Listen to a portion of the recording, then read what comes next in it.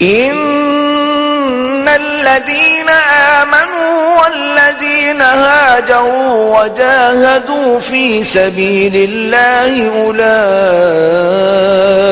يرجون رحمة الله والله غفور رحيم. اور جو لوگ ایمان لائے اور اللہ کے لیے وطن چھوڑ گئے اور کفار سے جنگ کرتے رہے وہی اللہ کی رحمت کے امیدوار ہیں، اور اللہ بخشنے والا اور رحمت کرنے والا ہے. يسألونك عن الخمر والميسر قل فيهما إثم كبير ومنافع للناس وإثمهما أكبر من نفعهما ويسألونك ماذا ينفقون قل العفو كذلك يبين الله لكم الآيات لعلكم تتفكرون. اے پیغمبر، لوگ تم سے شراب اور جوئے کا حکم دریافت کرتے ہیں، کہہ دو کہ ان میں نقصان بڑے ہیں اور لوگوں کے لیے کچھ فائدے بھی ہیں، مگر ان کے نقصان فائدوں سے کہیں زیادہ ہیں. اور یہ بھی تم سے پوچھتے ہیں کہ اللہ کی راہ میں کون سا مال خرچ کریں، کہہ دو کہ جو ضرورت سے زیادہ ہو.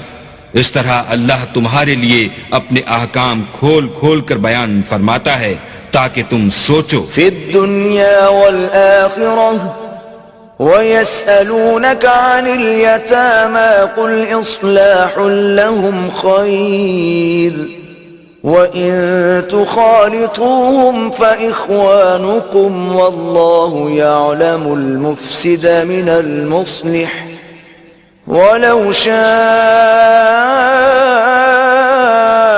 اللَّهُ لَأَعْنَتَكُمْ إِنَّ اللَّهَ عَزِيزٌ حَكِيمٌ.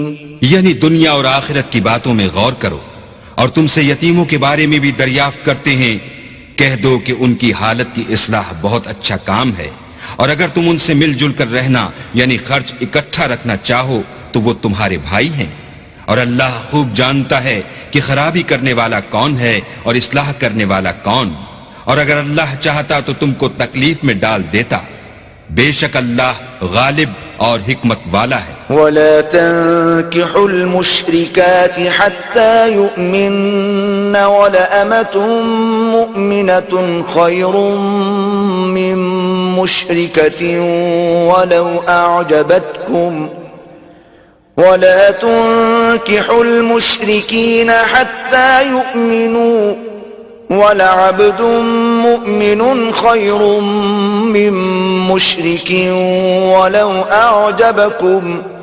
أُولَئِكَ يَدْعُونَ إِلَى النَّارِ وَاللَّهُ يَدْعُو إِلَى الْجَنَّةِ وَالْمَغْفِرَةِ بِإِذْنِهِ وَيُبَيِّنُ آيَاتِهِ لِلنَّاسِ لَعَلَّهُمْ يَتَذَكَّرُونَ.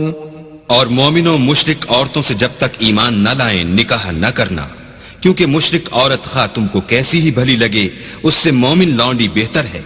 اور اسی طرح مشرک مرد جب تک ایمان نہ لائیں مومن عورتوں کو ان کی زوجیت میں نہ دینا، کیونکہ مشرک مرد سے خواہ وہ تم کو کیسا ہی بھلا لگے مومن غلام بہتر ہے.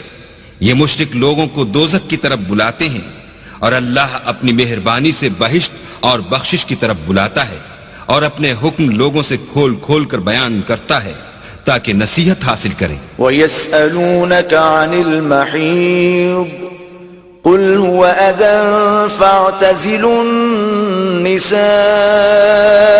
فِي الْمَحِيضِ وَلَا تَقْرَبُوهُنَّ حَتَّى يَطْهُرْنَ فَإِذَا تَطَهَّرْنَ فَأْتُوهُنَّ مِنْ حَيْثُ أَمَرَكُمُ اللَّهُ إِنَّ اللَّهَ يُحِبُّ التَّوَّابِينَ وَيُحِبُّ الْمُتَطَهِّرِينَ.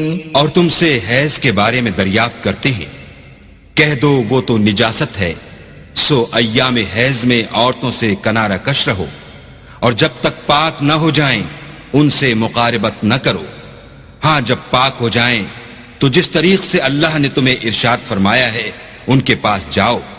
کچھ شک نہیں کہ اللہ توبہ کرنے والوں اور پاک صاف رہنے والوں کو دوست رکھتا ہے.